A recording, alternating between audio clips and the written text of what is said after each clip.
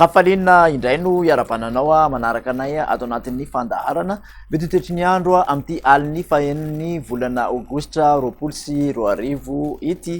Raha mikasika zay mety toetry ny andro zay de ato anatin'ny ho an'ny rapitso manokana aloha zany de hiakatra ny maripana amin'ny ankapobeny saika manerana ny nosy ho maro ny toerana ibalikan'ny masoandro fa raha ho an'ny asabotsy kosa de hidina kely zay maripana zay ho an'ny ampovoantany manontolo satria somary ho lalovanorana izay ny alina.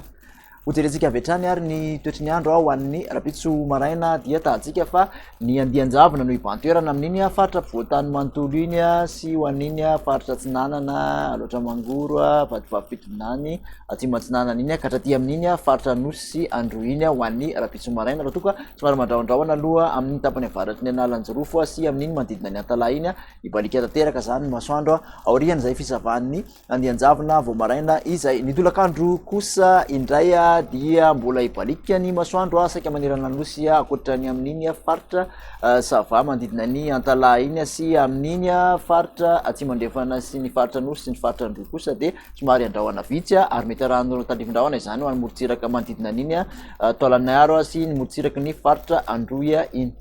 Raha mikasika ny vina maripana ho an'ny rapitso kosa indray ary de hitantsika zany fa de manodidina ny 8 ka hatramin'ny 10 aloha ny ambany indrindra dia amin'ny ampovoantany raha toa ka 5 ka hatramin'ny 9 ny ambony indrindra.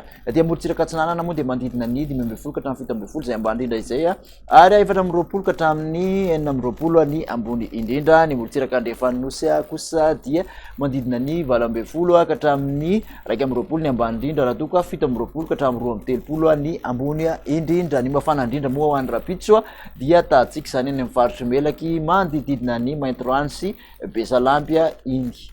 De zay indray no vinantetry ny andro masaka nitolotranao tamin'ity an'ity.